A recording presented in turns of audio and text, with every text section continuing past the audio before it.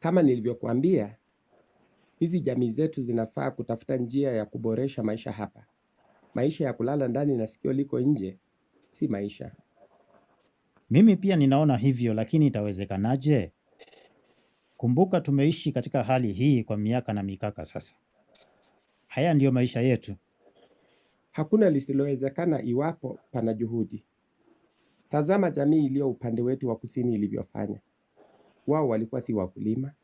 Hata hivyo, sasa sisi tunanunua mboga na matunda kutoka kwao.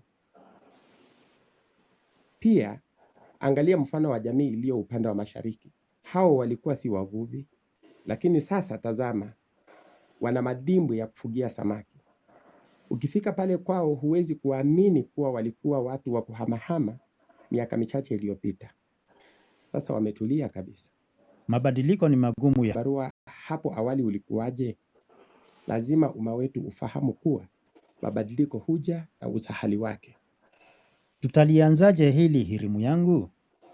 Tuanzie tu pale pa mifugo yetu. Binafsi, mimi nina mifugo 200. Unataka kusema kuwa nikiwauza ng'ombe 180 sitaweza kuchimba kisima na kupata maji ya kuanzisha kilimo licha ya kupata ya kunywa, kufua na kuoga? Utayapata bila shaka. Hata hivyo utajiri wako utakuwa haupo tena. Shida yetu moja kubwa ni hiyo. Sisi hufikiria kuwa utajiri ni wingi wa mifugo tu. Je, nini hutendeka wakati wa kiangazi? Usinikumbushe hilo.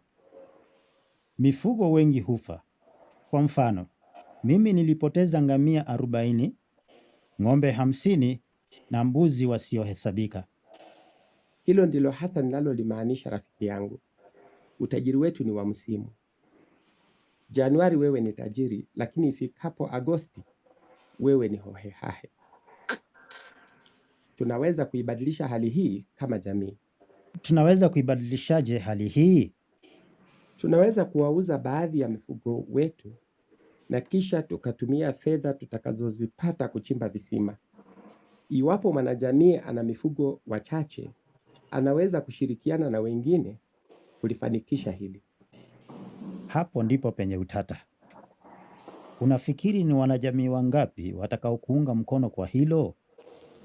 Jinsi watu wetu wanavyoenzi mifugo, watakubali kuiuza kweli? Hilo ni rahisi. Inafaa wote wajue kuwa kila mmoja wao hupoteza zaidi ya 3/4 ya mifugo. Hiyo huwa hasara kubwa. Huoni kuwa wakitumia 3/4 hiyo ambayo hupotea ili wapate maji yatakuwa na faida kwao kuliko hasara waipatayo?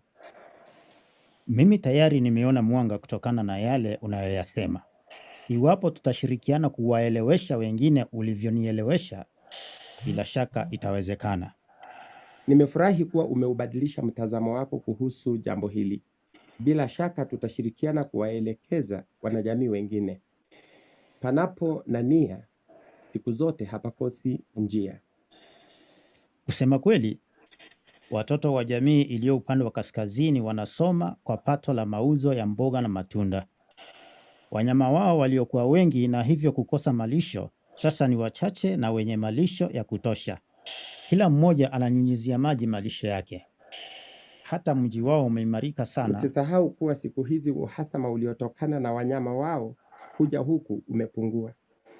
Kusema kweli, sisi ndio tunaowakosesha amani tunapowapeleka mifugo wetu kwenye mashamba yao. Iwapo tutafanya tunavyopanga, bila shaka amani itapatikana na kudumu milele. Hakika. Jukumu sasa ni letu kuwazungumzia wanajamii wenzetu kama tulivyokubaliana. Tukifanya hivi tutaweza kuwashawishi na hatimaye maisha yetu sote yataimarika.